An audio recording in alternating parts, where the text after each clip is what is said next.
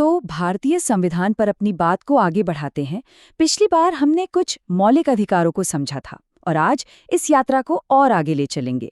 आज हम अनुच्छेद 20 से लेकर 50 तक का सफर करेंगे और देखेंगे कि हमारा संविधान कैसे एक तरफ तो व्यक्तिगत आज़ादी की रक्षा करता है और दूसरी तरफ एक बेहतर समाज बनाने का सपना भी देखता है। चलिए एक बहुत ही अहम सवाल से शुरुआत करते हैं। सोचिए, क्या किसी को एक ही जुर्म के लिए 2 बार सजा मिल सकती है? सुनने में ही थोड़ा अजीब लगता है ना? तो चलिए देखते हैं कि हमारा संविधान इस बारे में क्या कहता है। सबसे पहले बात करते हैं पर्सनल सिक्योरिटी की, यानी व्यक्तिगत सुरक्षा। अनुच्छेद 20 से 24 इनको एक मजबूत ढाल समझिए। ये ढाल हमें स्टेट की ताकत से बचाती है, हमारी सबसे बेसिक आज़ादियों की रक्षा करती है। ये सिर्फ कानून नहीं है, ये हमारी आज़ादी के गार्ड हैं एक तरह से। और इन सभी सुरक्षा कवचों के आधार में है अनुच्छेद 21, जीने का अधिकार और पर्सनल लिबर्टी का अधिकार। यह सिर्फ एक और अधिकार नहीं है, बल्कि ये तो वो नींव है जिस पर बाकी सारे अधिकार टिके हुए हैं। अगर ये ना हो तो बाकी किसी आज़ादी का कोई मतलब ही नहीं, क्योंकि आखिर एक अच्छे जीवन का मतलब सिर्फ सांस लेना तो नहीं है ना? इसी सोच को आगे बढ़ाते हुए आता है अनुच्छेद 21A। ये जीवन के अधिकार को और भी बड़ा बना देता है। कैसे? 6 से 14 साल के हर बच्चे के लिए शिक्षा को एक मौलिक अधिकार बनाकर, क्योंकि ज्ञान के बिना जीवन सच में अधूरा है। तो ये अनुच्छेद आखिर करते क्या है? ये सुनिश्चित करते हैं कि लीगल प्रोसेस फेयर हो। जैसे अनुच्छेद 20, ये हमें डबल जेपडी से बचाता है। सीधे शब्दों में एक जुर्म एक सजा, बार बार नहीं।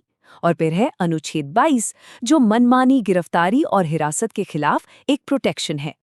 और बात सिर्फ राज्य से सुरक्षा की नहीं है। हमारा संविधान शोषण यानी एक्सप्लॉयटेशन के खिलाफ भी एकदम मजबूती से खड़ा है।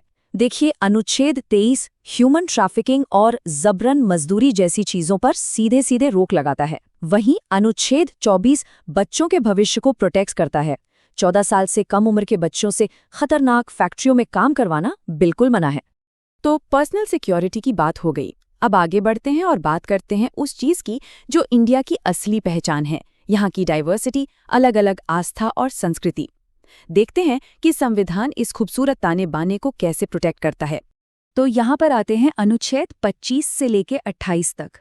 ये चारों मिलकर धार्मिक स्वतंत्रता का एक पूरा फ्रेमवर्क तैयार करते हैं। और इसका मतलब सिर्फ अपने धर्म को मानना नहीं है, इसमें अपने धर्म को प्रैक्टिस करना, उसका प्रचार करना, अपने धार्मिक मामलों को मैनेज करना सब शामिल है। अब यहाँ एक बहुत ही दिलचस्प चीज़ है, माइनॉरिटीज़ के अधिकारों को लेकर। संविधान ने इसके लिए 2 अलग अलग लेकिन एक दूसरे से जुड़े हुए पिलर्स बनाए हैं। पहला अनुच्छेद 29, जो माइनॉरिटीज़ के हितों, उनकी भाषा, उनकी संस्कृति, इन सबको प्रोटेक्ट करता है। और दूसरा अनुच्छेद 30, जो उन्हें ये पावर देता है कि वो अपनी संस्कृति को बढ़ावा देने के लिए खुद के एजुकेशनल इंस्टीट्यूशन खोल सकते हैं और उन्हें चला सकते हैं। लेकिन एक मिनट, सबसे बड़ा सवाल, अगर इन मौलिक अधिकारों को कोई छीनने की कोशिश करे तो क्या होगा? क्या ये सिर्फ किताबों में लिखी अच्छी बातें हैं? बिल्कुल नहीं। संविधान के पास इसका एक बहुत बहुत पावरफुल जवाब है। और वो जवाब है अनुच्छेद 32। ये कोई मामूली अनुच्छेद नहीं है, इसे सभी अधिकारों की मास्टर की कहा जा सकता है। ये वो चाबी है जो बाकी सारे अधिकारों के ताले खोलती है, उन्हें असलियत में लागू करवाती है।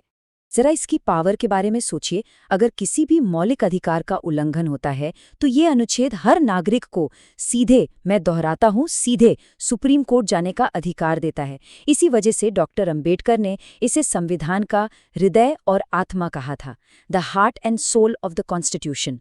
तो अभी तक हमने बात की उन अधिकारों की जो लोगों को मिले हैं, है ना? लेकिन एक अच्छा समाज सिर्फ अधिकारों से तो नहीं बनता, है ना? सरकार की भी तो कुछ ड्यूटीज होती हैं। तो अब हम संविधान के उस हिस्से की तरफ चलते हैं जो सरकार के लिए एक रोड मैप की तरह है, एक बेहतर भारत बनाने का रोड मैप। इन्हें कहते हैं राज्य के नीति निदेशक तत्व, या शॉर्ट में DPSP। आसान भाषा में ये सरकार के लिए एक टू डू लिस्ट जैसी है, एक नैतिक कंपास। ये वो लक्ष्य हैं जिनको सामने रखकर सरकार से उम्मीद की जाती है कि वो देश के लिए नीतियां बनाएगी। तो फिर मौलिक अधिकारों और इन निदेशक सिद्धांतों में सबसे बड़ा फर्क क्या है, ये समझना बहुत जरूरी है। देखिए, मौलिक अधिकार एनफोर्सेबल हैं, मतलब अगर किसी को उसके अधिकार नहीं मिलते तो वो कोर्ट जा सकता है। लेकिन निदेशक सिद्धांत नॉन एनफोर्सेबल हैं। ये सरकार के लिए नैतिक निर्देश हैं। इनको लागू करवाने के लिए कोर्ट नहीं जाया जा सकता। तो सवाल ये है कि आखिर ये सिद्धांत, ये डीपीएसपी कैसा भारत बनाना चाहते हैं? इनका विजन क्या है? चलिए कुछ उदाहरण देखते हैं। ये सिद्धांत एक ऐसी समाज का सपना देखते हैं जहां सबके साथ न्याय हो, जैसे कि मर्द हो या औरत, समान काम के लिए समान वेतन हो, जरूरतमंद लोगों को मुफ्त कानूनी सहायता मिले, काम करने की जगह बेहतर हो, और हाँ, हमारे पर्यावरण को भी प्रोटेक्ट किया जाए। ये सब इस विजन का हिस्सा है। और ये लिस्ट यहीं खत्म नहीं होती, इसका दायरा बहुत बड़ा है। गांव में पंचायतों को मजबूत करने की बात हो, या फिर सभी नागरिकों के लिए एक समान नागरिक संहिता का आइडिया हो, पब्लिक हेल्थ को इम्प्रूव करना, राष्ट्रीय स्मारकों को बचाना, शासन का शायद ही कोई पहलू हो जिसे ये डीएसपीएसपी छूते ना हो। और इस पूरे विजन का एक बहुत ही जरूरी स्तंभ है अनुच्छेद 50। ये कहता है कि न्यायपालिका को कार्यपालिका से अलग रखा जाना चाहिए। सीधे शब्दों में, अदालत सरकार से आजाद होनी चाहिए। क्यों?